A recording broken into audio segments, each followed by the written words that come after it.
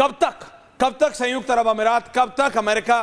Donald Trump tweet करता है, आप करिए, शांति चाहिए, you want to take your level ऊपर, आपको लगता है कि इंटरनेशनल डिप्लोमेसी में डोनाल्ड ट्रंप को कोई सीरियसली नहीं ले रहा, ये सब करके देख लो। हमारे डीजीएमओज ने, आप फाइनल कमेंट ले Mridul, I really want to discuss with this you, कि हमारे तीनों डीजीएमओज ने ये साफ कहा है कि there is no ceasefire, गोली का गोला तो है ही, और ऐसा गोला है कि तुम्हारा क्या होगा वो तुम जानो, लेकिन शीशा पिलाई दीवार टूट, हाँ, ये शीशा पिलाई दीवार टूट जाएगी मृदुल। लेकिन मेरा ये क्लैरिटी है कि भाई जो हमारे डीजीएमओज ने बोला है, नेवल ऑपरेशंस के डीजी ने बोला कि हमारा फॉर्मेशन एग्रेसिव है, एयर ऑपरेशंस के डीजी ने बोला we are ready, army operations ने बोला कि आर्मी चीफ ने बोला है कमांडर्स को, जनरल साहब क्लैरिटी, एक बार नहीं 3 बार डीजीएमओ ने बोला कि आर्मी चीफ ने आज ली है मीटिंग और कमांडर्स को बोला है, कोर कमांडर्स को, कि act as you deem fit, basically बोला है कि परखच्चे उड़ा दो मृदुल। बिल्कुल जनरल साहब देखिए ऐश्वर्या, मैं देशवासियों को बताना चाहता हूं कि जो हमारे आर्मी कमांडर्स हैं ना, जो आर्मी कमांडर, जो फील्ड आर्मी के जो फील्ड आर्मी को चलाते हैं, वो हमारे आर्मी कमांडर्स हैं, northern army commander, western army commander, eastern army commander. ये आर्मी कमांडर जो हैं, इनको बस सिर्फ एक डायरेक्शन चाहिए होती है, मिलिट्री ऑपरेशंस ब्रांच चीफ की डायरेक्शंस, बस इनफ है, बिकॉज वो इंडिपेंडेंटली उनका पूरा उनका अपना रोल है, उनका जो बिजनेस रूल्स हैं, जो इंडिया का कॉन्स्टिट्यूशन में उनका एक स्पेसिफिक रोल है, उनकी जिम्मेवारी है उस सरजमी को गार्ड करना, भारत की को, जो उनकी रिस्पॉन्सिबिलिटी के एरिया में है, और उसकी हिफाजत के लिए वो कुछ भी करेंगे। देखिए ये तो लड़ाई है, अगर अचानक पीस हो जाए, जैसे चाइना ने जब किया, तो हमारे नॉर्दर्न आर्मी कमांडर, शुरू में हम लोग जरूर सरप्राइज हो, बिकॉज कोविड था, लेकिन उसके बाद उन्होंने खुद एक्शन लिया ना, तो वो एक्शन लेंगे। देशवासियों को अश्योर कर दो कि, और देखिए अर्नब, जो ऐश्वर्या, असली बात ये है कि ये सिर्फ कल जब डीजीएमओज की मीटिंग हो जाएगी, उसके बाद उसकी रूपरेखा हो जाएगी, और जो पाकिस्तान है उसको विंडो मिल गई है, वो थोड़े दिन फिर दुम दुबा के बैठेगा, फिर कुछ करेगा। मैं आपसे एक चीज और जानना चाह रहा हूं जनरल दयाल, आप इसमें ऐड कर लीजिए अपनी बात में, इसके बाद में पांडे सर आपके पास आ रहा हूं। जनरल दयाल, क्योंकि जो डीजीएमओ ने बताया है 9 से 10 मई जो हम रात की बात कर रहे थे, और दुनिया जानना चाहती है कि उस रात को क्या हुआ, हमने पाकिस्तान पर जबरदस्त प्रहार किया, भीषण मुकाबला हुआ, भारत को कोई नुकसान नहीं हुआ, लेकिन उधर पाकिस्तान के एयरबेस तबाह कर दिया। और उसके बाद क्या होता है, 10 मई को इन्हें पता लगता है सुबह कि भाई रात में तो सब तहस नहस हो गया, तो डीजीएम तुरंत आते हैं, भाई अरे क्या हुआ भाई, हमसे बात कर लीजिए। यही कि हमसे गुहार लगाई। जनरल दयाल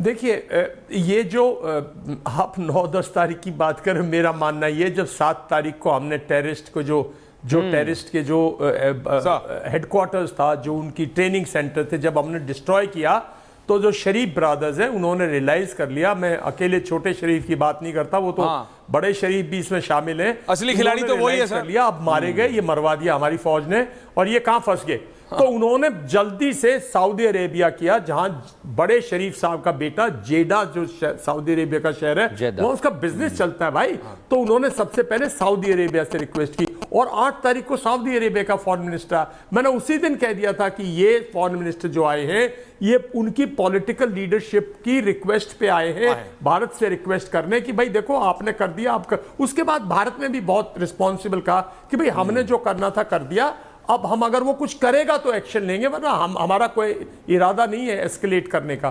तो ये एक बड़ा अच्छा मैसेजिंग दिया भारत ने। बाकी उसके बाद तो देखिए, कहते ना बाकी तो सब हिस्ट्री है, बाकी तो उसकी डिस्ट्रक्शन होनी थी, वो फर्स्ट डे भी निकल सकता था। और ये कल जो हुआ है, इसमें भी कहीं ना कहीं मुनीर साहब एक मौका ढूंढ रहे थे फेस सेविंग का, वो मौका ढूंढता रहेगा। And before I let all three of you go to my English channel, सिर्फ एक और सवाल जनरल साहब, एक और सवाल जनरल साहब, ये आसिम मुनीर हो, आसिम मुनीर की जगह कोई और आके बैठ जाएगा, उसकी जगह कोई और आके बैठ जाएगा, ये असली खेल पाकिस्तान में चल रहा है। क्योंकि आपने बड़े शरीफ की बात की, वो नवाज शरीफ के चक्कर में शहबाज शरीफ बच गया है। देखिए शहबाज शरीफ जिंदगी भर पीएस रहा है नवाज शरीफ का, हमेशा वो पीछे खड़ा रहा है नवाज शरीफ के। नवाज शरीफ क्योंकि पाकिस्तान आ नहीं सकता, नवाज शरीफ क्योंकि आके अब वो फिजिकली फिट नहीं है, तो उसने शहबाज शरीफ को एज अ जैसे कठपुतली होता है उसको बैठा रखा। बिल्कुल। आसिम मुनीर ने क्या शहबाज शरीफ नवाज शरीफ की नहीं सुनी? और यूएस और चाइना अपना अलग खेल खेल रहे हैं। भारत को चाइना को भी हैंडल करना है, क्योंकि पूरा देश 140 करोड़ भारतीयों की नजर उस पे गई मृदुल, जब कल सीज फायर के बाद चाइना का एक स्टेटमेंट आता है, हम पूरी तरह से पाकिस्तान के साथ हैं। वो अलग आग में घी डालने का काम कर रहा है चाइना। जनरल साहब देखिए, चाइना कहता रहे हम पाकिस्तान के साथ हैं, और वो रहने दो उसको, जितने ड्रोन भेजने दो।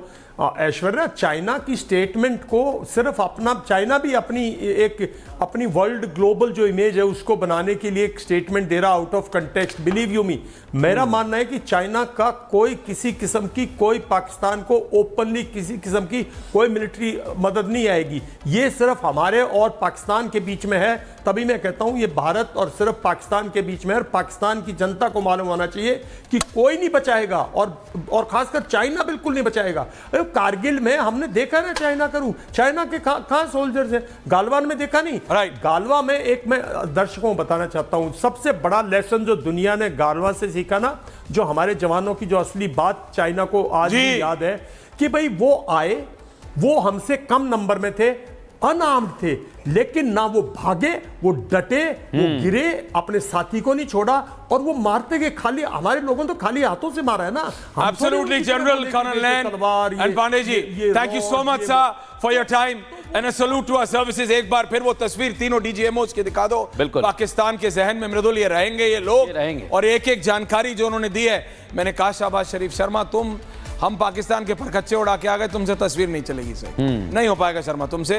लेकिन मृदुल, ये जो रियलिटी है ये पाकिस्तान को समझ आएगी। मुझे पर्सनली पूछिए तो नहीं लगता। ये वो कुत्ते की पूंछ है, इसको 1000 साल भी बर्फ में डाल के रखोगे मृदुल टेढ़ी निकलेगी।